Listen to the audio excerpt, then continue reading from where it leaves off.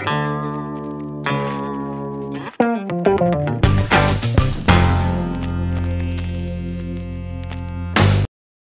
masih sama, disciple is a faith journey. Pemuritan adalah sebuah petualangan iman. Bicara tentang iman, kita akan belajar dari seorang yang disebut-sebut sebagai bapak orang beriman. Siapa dia? Ya, betul, baru pengen gue kerjain. Mereka udah jawab Abraham, udahlah. Judul khotbah hari ini gue kasih judul serius mengikut Tuhan. Judul khotbah hari ini adalah serius mengikut Tuhan. Pinter anak-anak. Mulai stiker ya setelah minggu ya. Karena banyak orang yang ngaku Kristen, rajin ke gereja, rajin pelayanan, tapi nggak serius ikut Tuhan. Contoh nggak serius gimana? Dia imannya gampang goyang gitu, yang bisa kompromi sama dosa. Kalau dia orang yang punya jabatan di sebuah perusahaan yang dikasih pekerjaan untuk megang duitnya suka ditilep, suka dikorupsi, atau tentang bekerja dengan tidak jujur, suka memakai, bilang aja sakit padahal dia lagi pengen kemana gitu, atau segala macam hal yang dilakukan sama orang-orang Kristen tapi yang nggak serius sama Tuhan. Karena orang yang serius ikut Tuhan, orang itu pasti akan selalu mencari tahu Tuhan, apa yang Tuhan mau, apa yang Tuhan suka, dan apa dampaknya kalau sampai mereka melanggar itu semua. Orang yang serius ikut Tuhan pasti tahu semua apa yang ditulis sama Alkitab tentang 10 hukum Taurat lah, dan sudah Yesus ringkas jadi dua gitu, kasihilah Tuhan sesama Tuhan, kasihlah Tuhan Allahmu dengan segenap hatimu, kasihilah sesamamu seperti dirimu sendiri, dan semuanya gitu loh. Dan banyak lagi surat-surat Paulus yang ditulis. Kalau kita emang serius ikut Tuhan, kita akan tahu itu semua dan kita akan ikutin itu semua. Karena gini, kita ngomong gini aja lah, mengasihi sesama kelihatannya gampang kan, mengasihi sesama manusia. Yang benar udah lakuin itu semua kan gitu kan, yang benar gitu. Apa kadang-kadang kita masih mengasihi sesama dengan syarat gitu. Kalau lu baik sama gua baru baik sama lu. Kalau lu jahat sama gua bakal lebih jahat sama lu. Saya kayak gitu, itu kan sudah tidak sesuai gitu kan dengan apa yang Tuhan beritakan. Memang nggak semua orang harus kita baikin, memang gitu. Tapi bukan berarti kita jadi orang jahat gitu. Bukan berarti kita nggak mencoba dulu gitu loh untuk berbuat baik sama seseorang. Kalau orang itu menolak kebaikan kita, ya sudah, Tuhan bilang kebaskan debu dari kakinya. Abraham awalnya namanya bukan Abraham. Awalnya bukan Abraham, namanya Abram. Abram itu artinya ayah yang agung, atau enggak agung mulia. Abram itu artinya ayah yang agung. Terus Tuhan ganti jadi Abraham. Abraham itu artinya ayah segala bangsa. Jadi kalau ayah yang agung tuh kayak kesannya cuma gua ini ya orang tuanya kalian, ini anak-anak. Tapi Tuhan ganti karena Tuhan punya visi untuk Abraham, yaitu dia bakal jadi bapak segala bangsa. Makanya namanya diganti jadi Abraham. Kelihatannya sepele ya. Jangan nama yang nggak beda jauh gitu. Namanya Budi, jelek ganti jadi Tono. Ya jadi beda dikit gitu, bukan Tono jelek, enggak gitu. Apa yang membuat Abraham sampai diberikan julukan sebagai bapak orang beriman? Poin pertama adalah satu, karena Abram taat. Pertama, kita lihat di Kejadian pasal 12 ayat 1 sampai 4. Berfirmanlah Tuhan kepada Abram, pergilah dari negerimu dan dari sanak saudaramu dan dari rumah bapamu ini ke negeri yang akan kutunjukkan kepadamu. Aku akan membuat engkau menjadi bangsa yang besar dan memberkati engkau serta membuat namamu masyhur, dan engkau akan menjadi berkat. Aku akan memberkati orang yang memberkati engkau dan mengutuk orang yang mengutuk engkau. Dan olehmu maka semua kaum di muka bumi akan mendapat berkat. Lalu pergilah Abram seperti yang difirmankan Tuhan kepadanya, dan Lot pun ikut bersama-sama dengan dia. Abram berumur 75 tahun ketika ia berangkat dari Haran. Bermula dari panggilan Tuhan kepada Abram. Abram nggak pakai nanya. Abram nggak pakai nanya. Kenapa gue harus pergi? Abram orang kaya, lu ngomong. Kaya banget Abram. Kemana Tuhan? Pergi aja. Gua akan kasih lu, gua akan ngutus lu ke satu negeri yang akan kutunjukkan padamu. Tuhan cuma ngomong ke negeri yang akan kutunjukkan padamu. Abram nggak pakai ya kemana gitu loh. Coba deh, kalau lu orang, ya, kalau ada suara-suara gaib itu speaker gua udah busuk, dia minta diganti memang. Jadi kalau ada yang terbeban untuk memberikan janji iman lagi. Siap. Coba ya kalau kalian yang digituin deh. Jen, pergi ke lobby dong. Nanti kok kasih tahu kamu harus ketemu siapa. Paling Jen jawabnya, apaan sih? Paling gitu Jen.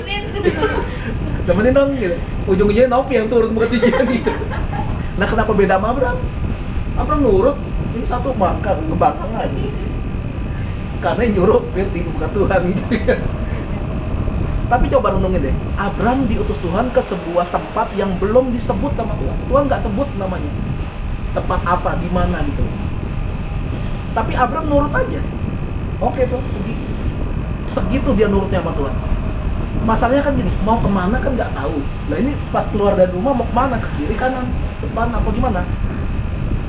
Belum ada Google Map waktu itu. Jadi nggak bisa, hey Siri, gitu, atau oke Google. Nyala, Jungsil, Siri gua nyala. Jungsila, gitu ya. Hiburan gue belakangan kayak gitu. Belum ada Yungsil zaman itu.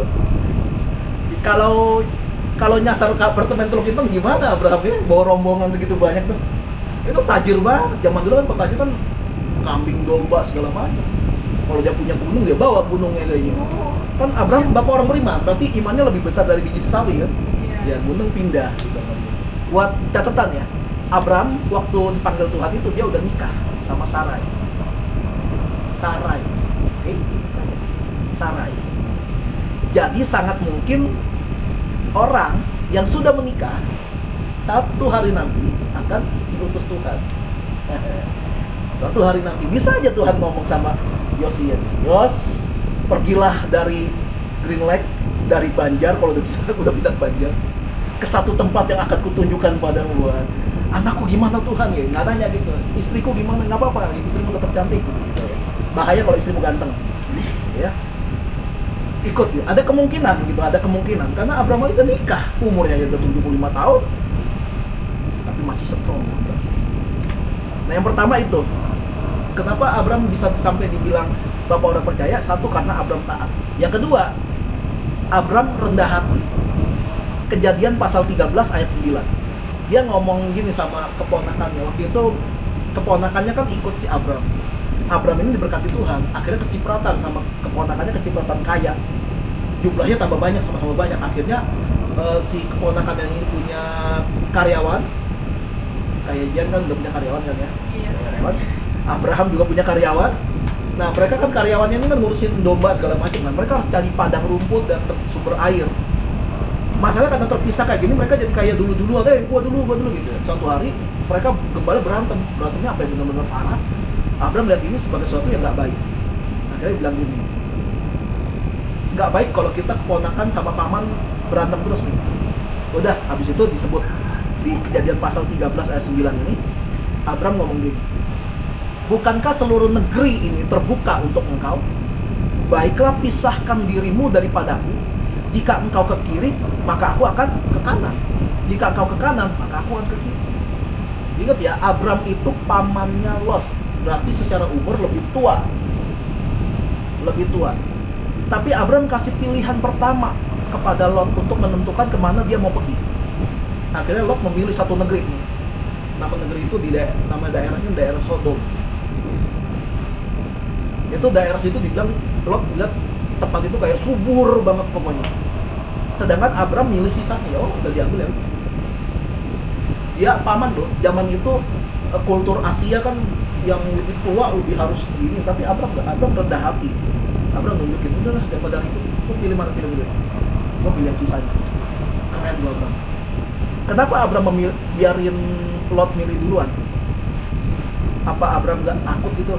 Yang sisanya itu nggak sesubur tempat pilihan Lot. Kalau lihat dari sifatnya Abraham, dia pasti mikir gini, ini asumsi gua, tapi gua percaya pasti gini, karena Abraham kan disuruh keluar aja dia mau gitu kan, nggak tahu mau kemana padahal. Dia pasti mikir gini, Tuhan mampu memberkati dimanapun aku berada. Walaupun di padang gurun, pasti Tuhan mampu bikin jadi subur. Jadi buat apa memasang ego yang berlebihan? Ada Tuhan yang jadi penuntut hidup gitu. Itu yang dilakukan sama Abram gitu. Abram, ya udah terserah lu mana. Gue percaya Tuhan sama gue, tempat yang busuk pun bisa jadi berkat. Itu yang kedua. Gue cepet ya, udah poin ketiga sekarang. Hari ini cepet banget. Wih, bagus. Ayo cepetan. Gara-gara Yunsil. Karena poinnya ada 20.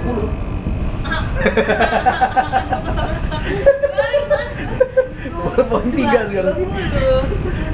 Yang ketiga alasannya adalah karena Abram percaya tanpa syarat. Percaya Tuhan ngomong apa, percaya dulu. Percaya aja. Kejadian pasal 17 ayat 4 sampai 5. Dari pihakku, dikata Tuhan ya, dari pihakku, inilah perjanjianku dengan engkau. Engkau akan menjadi bapa sejumlah besar bangsa. Karena itu namamu bukan lagi Abram, melainkan Abraham. Karena engkau telah kutetapkan menjadi bapa sejumlah besar bangsa. Ini ceritanya adalah Tuhan tuh udah ngomong sama Abraham. Abraham, lu bakal gua jadiin bapa segala bangsa. Keturunan bakal banyak seperti pasir di langit dan bintang di laut. Dan segala bangsa ada ya pasir di langit. Kalau kebalik ya, bintang di langit, pasir di laut. Gitu. Patrick. Jadi Tuhan tuh udah ngomong beberapa kali gitu. Sampai si Sarai ngerasa udah tua lah, nggak mungkin bisa punya anak lagi. Udah lu samperin aja pembantu gua namanya Hagar. Akhirnya ya udahlah, daripada pusing, Abram walaupun taat sama Tuhan, tapi kupingnya capek juga kalau dibacotin sama istri gitu ya. Karena kan kemampuan berbicara wanita kan lebih besar daripada pria gitu ya. Jadi ya sudah, nurut, datengin si Hagar. Hagar akhirnya hamil, lahirnya Ismail. Nah waktu itu Tuhan ngomong lagi, janjiin, gua akan bikin keturunanmu banyak. Ngomong kayak gitu Abram. Tuhan ngomong gitu ke Abram. Tapi belum punya anak juga. Dan kasusnya waktu itu Abram umurnya udah 90-an tahun. Nah ini di kejadian pasal 17 ini Abram umurnya udah 99 tahun. Tahun depan dia ulang tahun satu abad. Umurnya 1 abad. Belum punya anak. Sweet 100 Yo, ya? sweet 100. Itu yakin masih sweet ya? Yakin ya masih sweet? Gue nggak yakin. Hampir sweet aja lah anggap ya. Itu udah keriput loh, udah putih gitu. Abram itu udah 99 tahun dan tahu nggak perjanjian ini di kejadian pasal 17? Perjanjian apa yang Tuhan bilang? Apa yang Tuhan lagi ngelakuin perjanjian apa? Inilah perjanjianku dengan engkau. Ngapain? Yaitu perjanjian itu adalah, itu lucu banget sih. Abram disuruh Tuhan, Abram dan semua laki-laki yang ngikut sama dia harus disunat. Cowok umur 99 tahun disunat coy. Umur 14 tahun aja disunat, ngangkang juga jalan. Belum kalau rembes lagi kan. Ya kan dipotong soalnya. Itu 99 tahun disunat, bayangin. Bukan cuma itu katanya. Semua anak laki-laki yang ada di tempat lu, budak-budak, semua yang laki-laki pokoknya harus disunat. Sebelum penggenapan janji Tuhan kepada Abram yang bilang tentang anaknya Abraham gitu ya. Tuhan berkali-kali ingetin tentang janjinya sama Abram.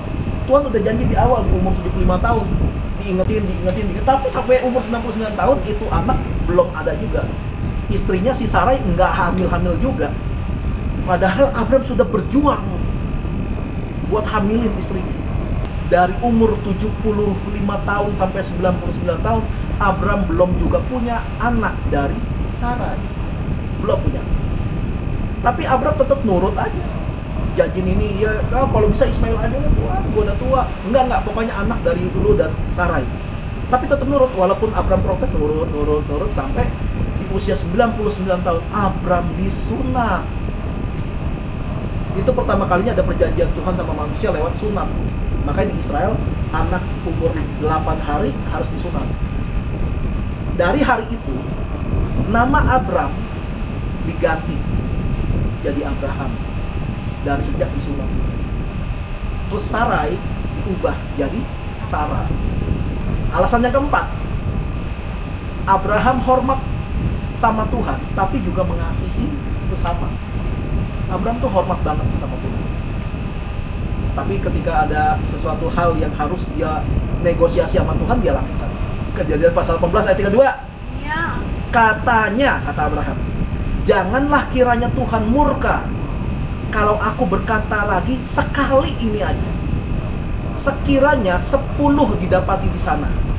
Firman-Nya, aku tidak akan memusnahkan karena yang 10 itu.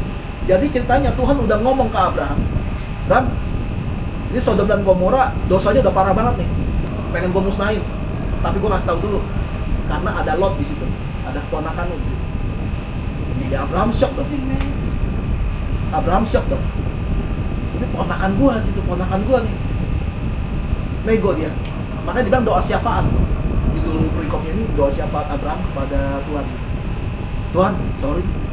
Tapi kalau ada 50 orang benar di situ gimana? Oh, kalau 50 enggak jadi gua misalnya. Mikir kan? Ada enggak 50 yang nolak? Hitung gitu. Sorry Tuhan. 40 gimana? Oke, enggak bakal gua misalnya untuk yang 40. Sorry Tuhan, 30 deh gitu. Enggak. 20? Enggak. Sekali ini ya itu kan gitu. Kalau 10 gimana? Tuhan pun bilang kalau ada 10 nggak bakal bisa. Ini gini loh, Abraham, kenapa nggak lu hitung dulu? Lot, istrinya, 2 anaknya, sama 2 mantunya. Bilang Tuhan kalau 6 gimana gitu loh. Kenapa 10? Ini Abraham juga lucu sih. Dia hormat sama Tuhan. Tapi makanya dia negosiasi. Jangan dulu ada ponakan gua di situ. Itu kayak oh mau ngajak sponsor nih. Yang ponakan dia apa? Ya udah. Pokoknya ada ponakan gua di situ. Jangan dong, nego sama Tuhan. Ini urusan satu kabupaten satu kecamatan Tambora mau dimusnahin Tuhan misalnya. Kalau ada 10 orang aja yang percaya, ada orang benar, nggak bakal dimusnahin. Gila kan Tuhan itu benar-benar kayak peduli banget sama yang 10 orang itu. Makanya yang seperti gue bilang ini, kalau kalian berada dimanapun, kalian kerja dimanapun, usahakan tempat itu diberkati karena ada kalian di sana. Nah ini bayangin, tempat ini nggak bakal jadi dimusnahin karena ada orang benar di sana. Itu doanya Abraham. Tapi ya nggak nyampe. Cuma ada Lot, istrinya, 2 anaknya. Udah 4 gitu. 2 lagi karena orang Sodom. Tunangannya itu orang Sodom. Abraham itu tahu kehendak Tuhan itu mutlak, tapi dia juga mengasihi keponakannya. Dia takut sama Tuhan, tapi dia juga sayang sama keponakannya. Yang mana negeri tempat tinggal keponakannya itu akan dibinasakan Tuhan. Karena itu Abraham dalam hormatnya sama Tuhan untuk keputusannya itu, Abraham bernegosiasi. Boleh nggak Tuhan? Kalau boleh, kayak Yesus kan, Bapak, kalau boleh lalukan cawat ini daripada. Tapi kalau enggak, ya udahlah. Nah, Yesus negosiasi. Yesus nego. Bedain deh sama doa banyak orang Kristen di gereja-gereja. Gue juga bingung sih sama orang-orang Kristen yang katanya pendoa syafaat dan sebagainya. Doa tapi kayak merintah-merintah, tau gak sih? Doa tapi kayak merintahin Tuhan. Kayak gini doanya. Kayak misalnya kita ada persekutuan doa nih suatu hari nanti nih, ada ibadah tengah minggu nih ngomong. Coba pendoa syafaatnya rada-rada kacrut misalnya. Ya, mungkin jebolan gereja sebelumnya jadi masuk bawa-bawa. Terus doanya, Tuhan berkati buat om kami Marwan, sembuhkan dia, sembuhkan yo. Kayak sampai itu bener gue liat nunjuk loh, sampai nunjuk. Terus udah gitu kan ada meja mimbar kan, tangannya satu gini. Doanya tuh sembuhkan dia. Makan kayak gitu. Wah gila, kayak ini siapa gitu loh. Lu ngerti gak sih kalau lu berani ngomong gitu? Kalau dia disentil Tuhan. Mending sentil. Kalau Tuhan gak sengaja apa aja gitu. Hilang aja gitu. Itu ada yang doa kayak gini, maksudnya gini. Apa yang gimana ya? Seperti apa sikap kita sesungguhnya sama Tuhan kelihatan dari fisik kan? Ya kan? Lu bilang seneng, Misalnya gini, nanti pas ibadah masuk lagi nih, kita nih ibadah normal lagi, terus si Novi ketemu Marwan. Novi nih buat Novi iPhone 12, terus Novinya gini, Amin. lu seneng gak sih? Tau gak, ngerti gak? Diambil lagi. Mungkin gak diambil balik, cuma itu kayak yang terakhir kalinya gue bakal kasih sesuatu ke Novi gitu. Mungkin gitu kata si Marwan. Ngerti gak sih? Jadi kelihatan dari ininya kan, oh, sama tuh kayak gue kasih hadiah ke bini gue ngarepin bini gue, thank you gitu.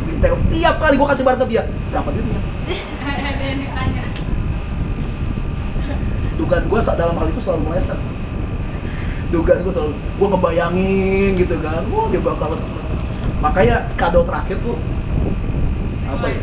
Bukan ring light sih, ya itu tuh si botak, speaker Bluetooth.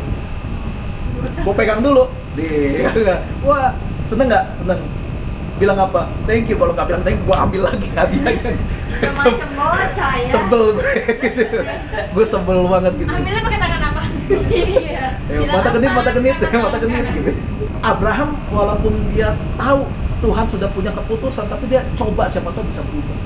Makanya aneh ya, orang-orang doa bilangnya taat sama Tuhan, tapi ngomongnya kasar banget dalam bentuk doa. Yang kelima, kenapa Abraham disebut bapak orang beriman? Abraham memiliki ketaatan yang sangat. Yang pertama kan karena Abraham taat, selesai.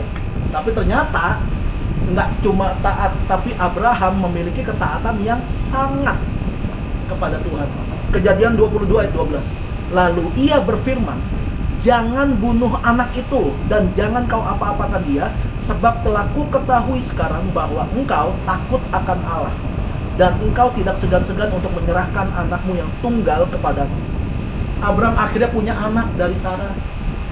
Akhirnya satu-satunya anak pertama. Ketika anaknya sudah umur sekitar 14 sampai 16 tahun, sekitar umur itu, Tuhan iseng. Punya anak kan? Seneng kan? Korbanin dong buat gua. Zaman itu kalau korbanin bener-bener dikorbanin, bukan dijadiin pendeta, kagak. Dikorbanin di atas mesbah, disembelih di atas. Karena zaman itu kan banyak yang nyembah-nyembah dewa-dewa juga kan, salah satunya dewa Molok. Persembahannya selalu bayi. Iya, dilempar ke dalam satu tempat yang banyak api. Persembahan gitu. Ada penyembah kayak gitu, dewa-dewa. Nah, waktu itu Tuhan nguji si Abraham. Nah, ini kan udah dapetnya anaknya. Taatnya ya. Mungkin gitu taatnya ya. Abraham, korbanin anak lu buat gua. Karena itu berharga, makanya lu juga mau anak lu korbanin. Abraham berat hati pasti kan, tapi tetap di jalan itu. Dibawa anak. Udah diikat anak di atas mesbah, tinggal ini pisau nih udah tinggal belek aja. Bayangin kalau Abraham itu menolak permintaan Tuhan buat ngorbanin Ishak. Abraham nggak layak disebut sebagai bapak orang beriman, walaupun alasannya kuat lah, ini anak gua. Tapi Tuhan juga bisa beralasan kan, itu anak gua yang kasih. Orang istri lu boleh dibilang mandul kok, tapi bila punya anak umur 1 tahun, anak lu lahir lu ulang tahun 1 abad, sweet 100. Tuhan kok kayak dewa bangsa-bangsa asing gitu, suka minta nyawa manusia gitu. Kan bisa aja Abraham nolak kan, jangan-jangan ini bukan Tuhan, ini bukan Tuhan udah. Ini pasti setan nih kayak gitu. Kayak orang doa minta jodoh kan, zaman-zaman tahun ya dulu lah. Orang tuh kalau jodoh tuh sampai didoain tuh.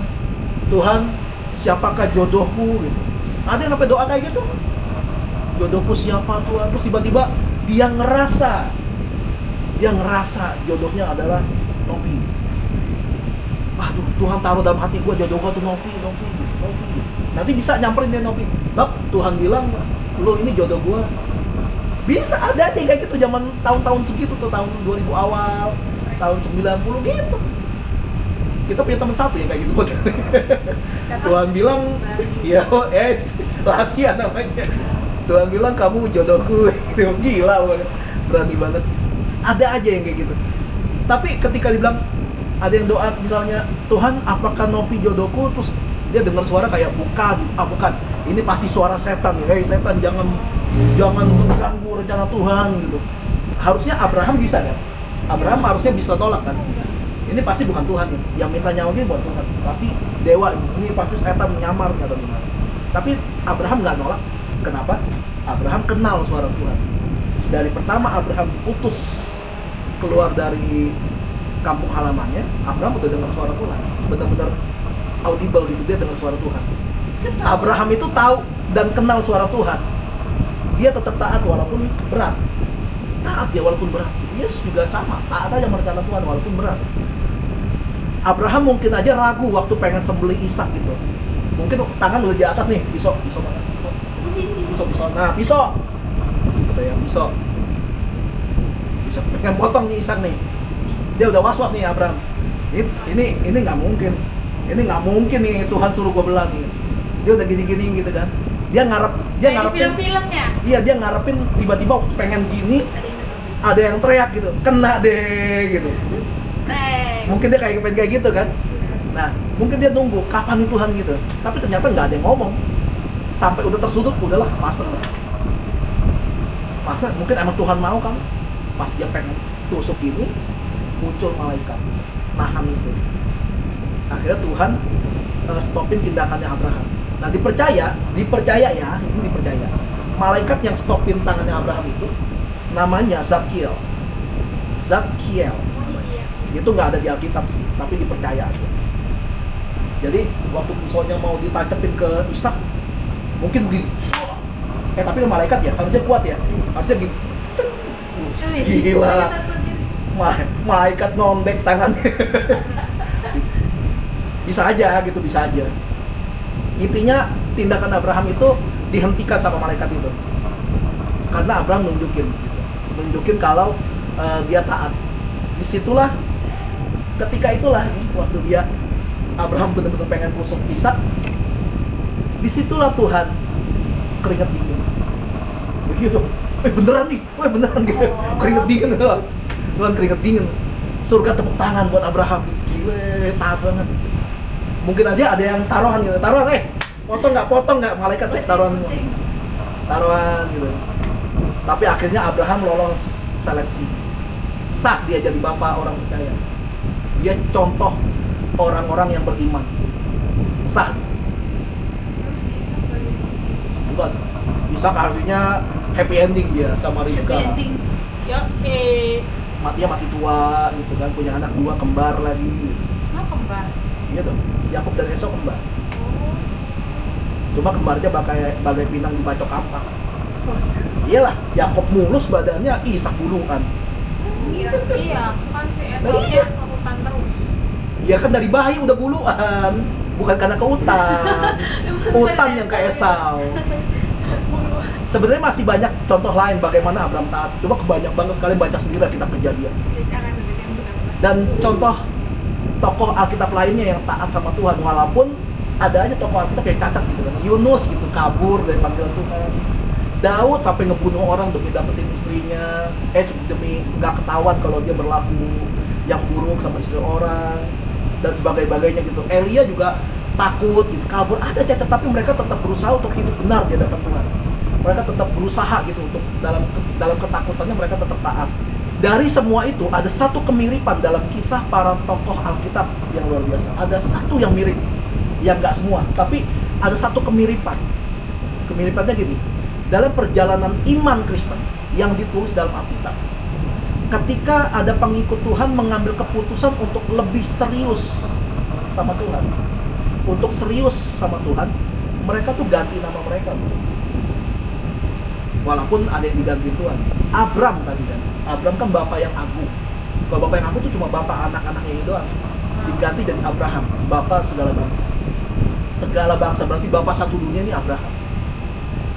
Sarai artinya itu suka berdebat. Ini pasti istri, suaminya ngomong apa dibacotin terus nih sama istrinya.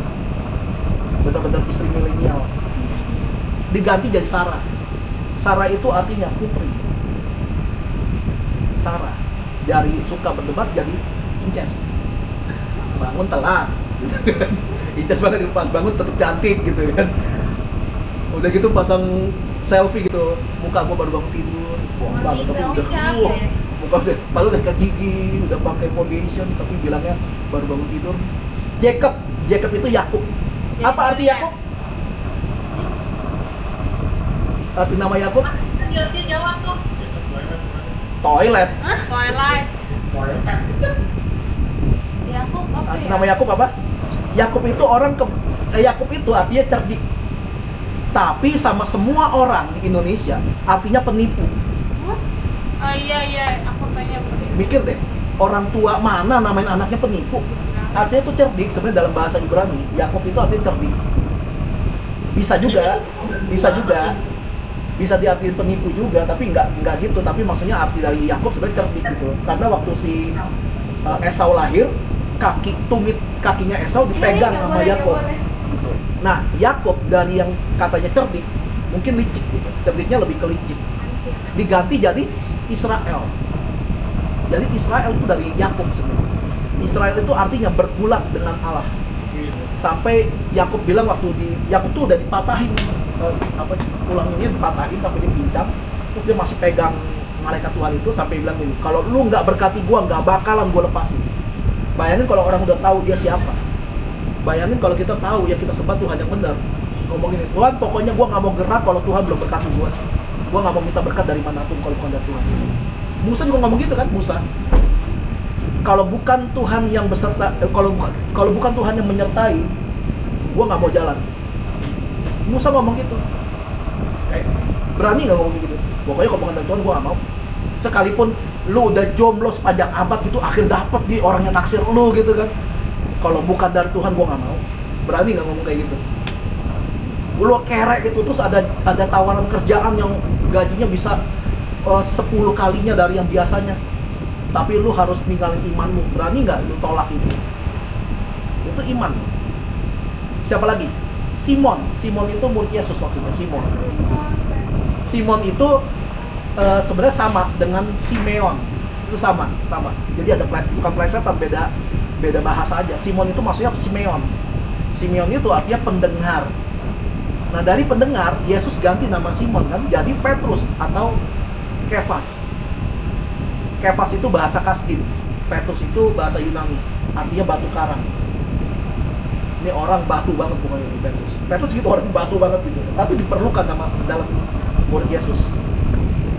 Saulus itu sebenarnya sama aja dengan Saul, Raja Saul. Sama. Saulus artinya tuh yang diinginkan atau yang didoakan. Diganti jadi Paulus. Artinya kecil atau enggak rendah hati. Makanya Paulus rendah hati banget. Dia bilang ini, dari semua rasul gue yang paling hina. Padahal kalau secara akademi ini orang kan udah lebih farisi daripada farisi. Paulus itu pinter banget, tapi dia bilang dari semua rasul gue yang paling rendah, gue yang paling hina. Rendah hati banget, sesuai namanya.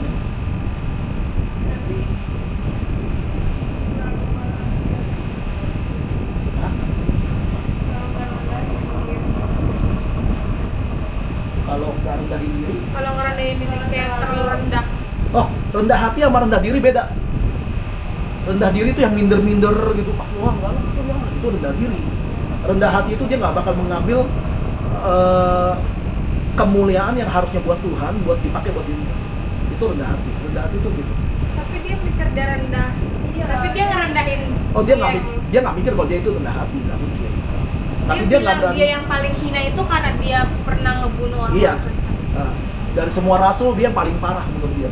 Tapi padahal dia hampir setengah perjanjian baru, emang lebih dari setengah perjanjian baru, dia yang tulis. Tapi dia bilang gue yang paling hina.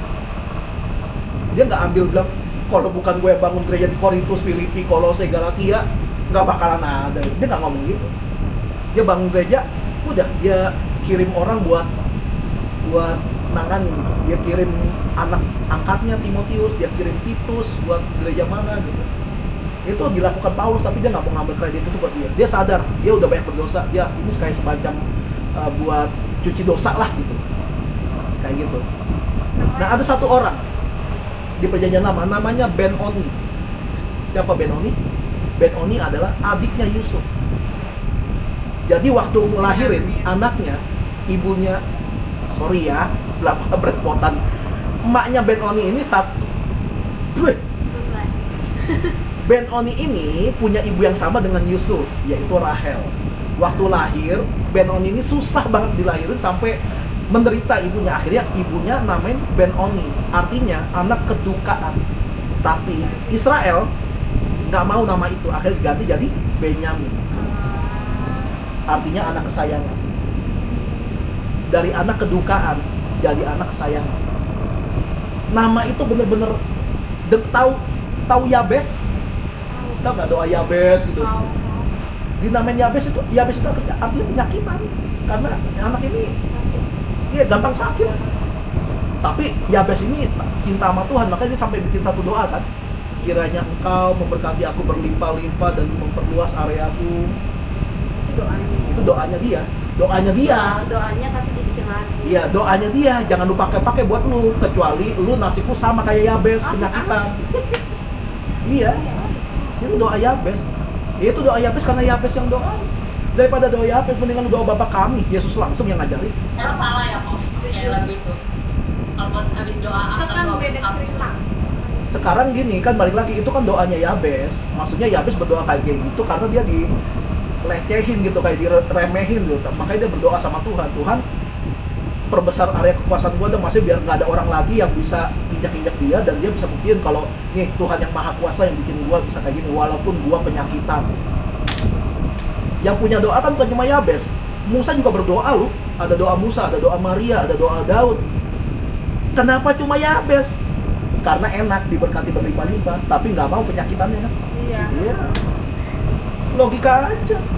Lu mau gajinya tapi nggak mau kerjanya, siapa yang mau kasih? Makanya hati-hati sama nama, hati-hati sama doa, sorry. Nah lihat ya, orang-orang itu punya nama dan diganti ketika dia mulai ada keseriusan untuk ngikut Tuhan lebih lagi. Beberapa bulan lalu, waktu masih COVID baru-baru, gue mikirin nama-nama beberapa member sini. Gue nanya, Pai, Udah mau ganti nama? Iya yang kompres. Pai, Siapa ya? Aku namanya siapa ya? Aku mau ganti gitu. Atau siapa ya? Terus jadi nanti mau kasih nama baru, Opa Gembala. Keren banget. gue geli ya. Iya. Dia sedeng banget udah ganti nama. Punya nama 3 bulan udah ganti sekarang Iya orang. Nah gue nanya kan, si Novi kan suka pakai nama Novi Esther kan. Gue tanya, Nov, itu nama asli kamu atau nama baptis? Nama baptis ya? Kan nama baptis. Terus si Neisha gue tanya, Neisha, kamu itu Neisha Ruth itu nama kamu apa nama baptis? Nah, baptis kan. Jenny udah baptis belum? Udah. Nama baptisnya apa? Nggak tahu katanya. Dia nggak ada, aku juga nggak nggak ada nama baptis. Ada, kita nggak ada. Iya. Gue juga nggak ada. Dan sama Tapi juga nggak ada. Nggak ada. Nggak ada. Si Livi jadi gosip suami istri. Dia mau senang udah kasih nama. Jadinya kayak gitu. Iya. Livi juga nggak punya nama baptis. Malah Livi sebenarnya kalau di KTP namanya sama kayak gua, cuma satu kata, cuma Livi doang udah. Oh nggak pakai Aci? Enggak, Livi. Enggak, Livi aja. A-nya itu aja. Iya. Jadi Livi aja. Dia suruh percaya lagi. Dia percaya lagi. Kan emang Nay gitu orangnya kok. Iya Nay sih lucu banget. Akhirnya gua cari kan. Dongo. Gua cari arti nama. Ternyata nama Esther itu nggak ada arti, tapi Esther itu diambil dari kata astar, kalau nggak salah astar. Astar itu nama tanaman. Tanamannya itu namanya tanaman murad. Tanaman murad ini adalah tanaman yang manfaatnya tuh banyak banget. Biasanya dipakai sebagai parfum sampai jadi obat. Itu tanaman murad. Jadi artinya apa nggak tahu. Tapi itu sejenis tanaman yang manfaatnya banyak. Itu arti nama Esther. Ruth itu belas kasih. Nah, Jenny katanya nggak punya nama baptis kan. Akhirnya gue pikir Jenny yang cocok apa sih, gue cari-cari. Akhirnya gue bilang, Jen, nama kamu aku kasih ya, Jennifer Hannah. Kenapa gue kasih Hannah ya? Enggak, gue pengen nama gue. Gue juga Enggak, lain. Lafalnya lain. Nah, Hannah gue cari artinya. Hannah itu artinya elok atau menyenangkan. Masalahnya adalah gue cari nama buat bini gue. Malah jadi bercandaan anak-anak. Padahal artinya bagus. Apa ya? Scarlet. Oh, iya, Scarlet. Bener-bener Scarlet. Apaan ya? Dia Persia. Enggak, gue cari arti. Scarlet itu artinya mesra atau penyayang. Makanya nama itu. Jadi gini, maksud gue gini. Gue sendiri mulai kasih nama belakang buat gue karena gue gak punya nama belakang. Dan ini kalau buat urusan keluar negeri macam susah karena luar negeri butuh nama keluarga. Akhirnya gue cari nama keluarga gitu, nama keluarga. Gue carinya lumayan lama, sekitar 15 menit gitu. Kira lama sih. Enggak, bener. Tahun. Enggak, gue cari nama keluarga lama banget. Hitungannya tahun, gue gak tahu berapa lama, tapi lumayan lama gue cari nama keluarga. Akhirnya gue seneng sama satu aktor film di film Fast Furious. Oh, Simon. Bukan, namanya Toretto Dominic. Simon Dominic. Toretto Dominic. Nah, gue seneng kata Dominicnya. Akhirnya gue cari artinya gitu. Ternyata Dominic nama negara. Ada negara namanya Dominika maksudnya. Tapi gue cari nama kata Dominika. Nah, Dominika itu kalau nggak salah dari bahasa Latin artinya diberkati Tuhan. Langsung gue suka, gue ambil gitu. Si Livi akhirnya gue cari nama Scarlet gitu, dapet kan.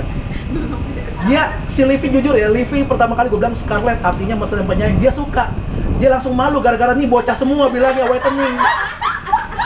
Soalnya kan langsung di pikiran tuh. Dia udah suka di awal. bagus. Nah itu nama. Ketika orang mulai serius buat ikut Tuhan, dia akan ganti namanya. Kenapa? Karena itu sebuah yang penting. Makanya Yesus aja sampai ganti nama Simon kan jadi Petrus. Punya tujuan. Kenapa lu ganti nama? Bukan jangan buat gaya-gayaan. Tapi harus tahu. Ketika disebut nih, Novi, kamu Esther. Kamu benar-benar ada manfaat gak buat orang lain? Atau diem aja gak ngapa-ngapain? Karena nama itu ngaruh. Ruth, Asia, arti namanya kan belas kasih. Punya nggak belas kasihan? Tiap kali orang gitu. Ada orang ditabrak depan mata dia, kasihan, nggak dibantu. Kasihan doang. Terus Hana itu elok, menyenangkan. Akan aneh ketika dia hadir, semua orang kesel gitu. Dia nggak menyenangkan. Harusnya sesuai nama, menyenangkan. Gitu. Sama Scarlet, ini udah nggak usah ditanya lagi. Dia mah penyayang, sayang gue ini. Ini, gitu ya. Pertanyaannya adalah gini, apakah hidup kita sesuai dengan nama kita? Gue sampai waktu gue dapet nama Firdi, itu sebenarnya cuma plesetan dari Firdaus. Lama-lama Firdi gue suka Firdi karena waktu ada orang yang pengen ngatain gue bilang, nama gue Firdi, Firman yang diurapi, mampus lo, ayo lo, bisa lawan, gitu ya, udah lawan, udah Firman yang diurapi, Dominika lagi diberkati Tuhan, yes. Nah maksudnya hidup kita udah seperti nama kita belum? Kita dinamai demikian, kita harus ingat kenapa kita dinamai seperti itu. Supaya ada motivasi, supaya ada tujuan kenapa nama kita seperti itu. Nah, nama yang diganti adalah sebuah keputusan untuk mengingat untuk apa kita hidup, untuk siapa kita hidup. Istilah nama adalah doa, itu benar, ada benarnya juga. Jadi, para orang tua di sini, kenapa kalian namakan anak kalian dengan nama itu? Tujuannya apa? Harusnya ada tujuannya dong. Eliora itu sebenarnya nama lain dari Uriel. Uriel itu salah satu nama malaikat Tuhan, tapi itu di kitab lain. Ya artinya Tuhan adalah terangku atau Tuhan adalah terang, sama aja. Oh iya itu iya. Iya, kalau nama malaikatnya baru tahu. Iya. Eliora itu dari sebenarnya plesetan dari Uriel, sama kayak Catherine. Catherine itu ada Caitlin, ada Kathleen, ada Katarina, itu sama Catherine sebenarnya. Cuma ada pengembangan. Nama anaknya Marwan, David, Daud. Itu artinya kesayangan atau sangat dicintai. Tujuan kalian kasih nama anak kalian itu apa gitu. Maksudnya sebagai orang tua, makanya kita harus bisa ngedidik anak kita seperti nama yang sudah kita kasih. Bagaimana kalian mendidik anak kalian sesuai nama mereka. Nah sekarang ini, apa kita mau serius ikut Tuhan? Menjaga hidup tetap bersih dalam Tuhan, nurut sama apa yang diperintahin Tuhan, jadi saksi Tuhan dimanapun. Mau nggak kayak gitu? Untuk orang tua, untuk para orang tua maksudnya, orang tua, parent, gue cuma mau bilang gini, anak itu mencontoh orang tuanya. Seperti apa kelakuan anak kalian, itu mencerminkan bagaimana kalian mendidik anak kalian. Parenting itu bukan tentang ngajarin anak, parenting adalah tentang belajar jadi orang tua. Jadi sebenarnya yang belajar orang tuanya. Anak kecil mau gimana lu ajarin si siapa Iora, coba Iora males kamu sapu rumah gitu kan nggak mungkin gitu, masih kecil. Anak kecil nggak bisa, makanya parenting adalah tentang belajar jadi orang tua. Gue juga secara nggak langsung, secara langsung dan nggak langsung gitu, udah menempatkan diri sebagai orang tua buat beberapa orang di sini. Makanya gue berusaha jaga diri, jadi teladan yang benar buat anak-anak sini. Udah jaga pun tetap aja ada miss-missnya juga gitu, apalagi nggak jaga. Tuhan udah serius sama kita, kita mau serius nggak sama Tuhan? Untuk memotivasi dan mengingat komitmen kita dalam jalan Tuhan, ada baiknya kita ganti nama kita atau nambahin nama kita buat ingat komitmen kita ke Tuhan itu apa sih, supaya kita ingat apa maunya Tuhan dalam diri kita. Serius sama Tuhan, karena Tuhan udah serius sama kita. Gimana nggak serius coba? Dia sampai mati kok betul. Serius kan? Amin. Ya kita puja Tuhan Kudus.